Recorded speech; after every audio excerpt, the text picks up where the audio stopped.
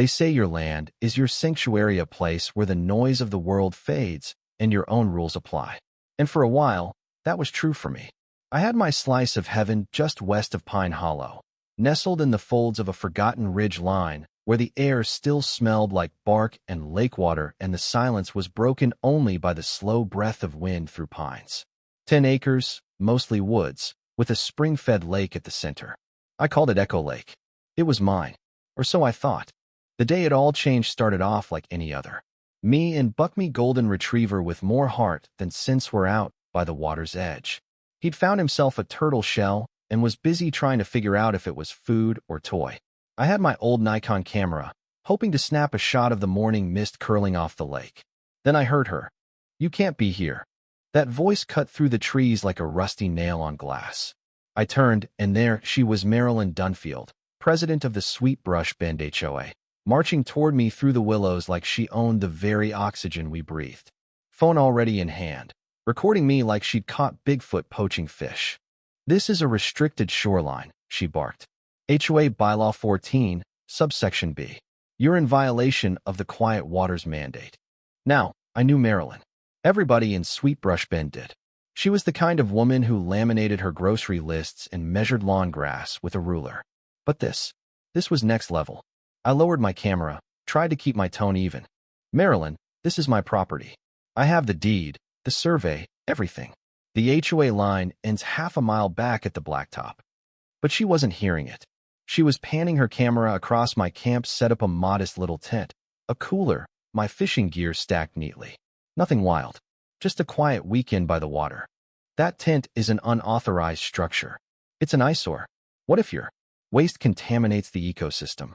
I looked at Buck, who sat down politely beside me and wagged once, like even he was confused. "He's dangerous," she shouted suddenly. "I feel threatened. I'm calling the sheriff."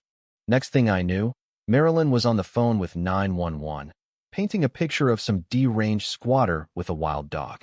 The call was pure fiction, but in our part of the county, fiction travels fast. I could already hear sirens bouncing off the tree line.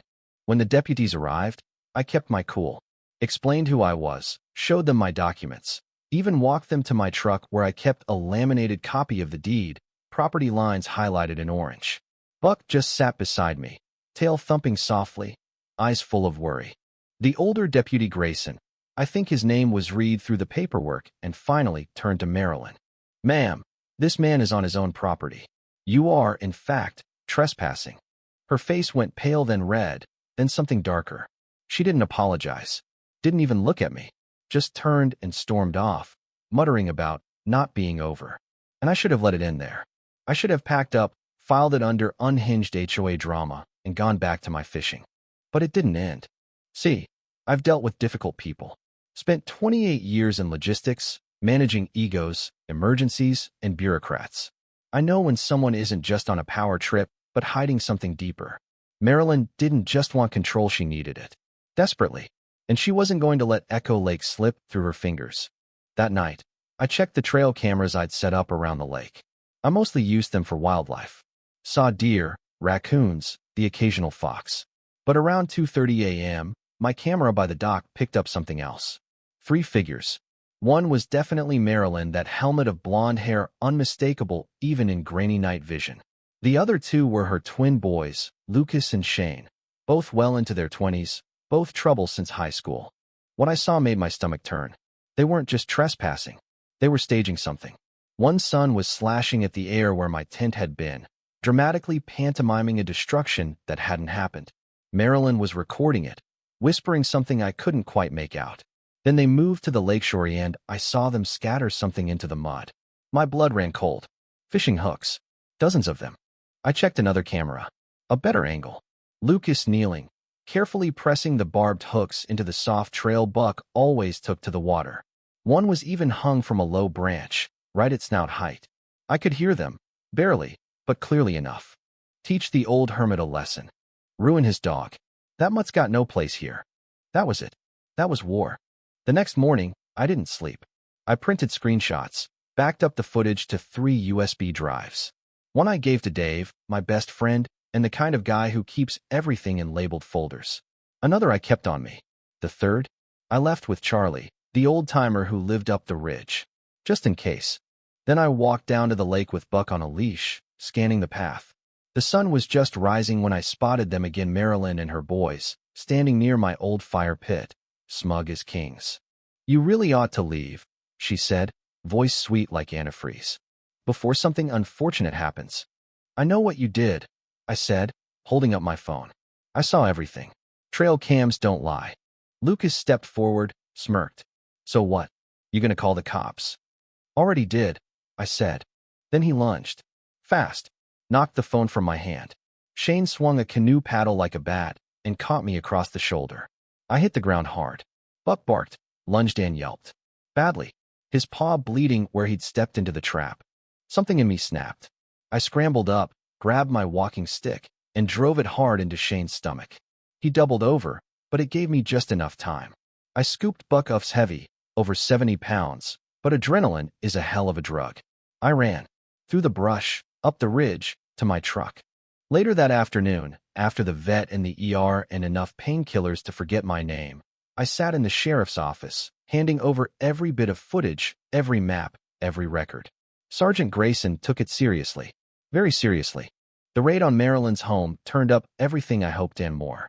Not just the hooks and the bloodied paddle, but a whole trove of pre-signed HOA violation forms, financial ledgers with strange consulting fees, and cash withdrawals that didn't match any HOA work.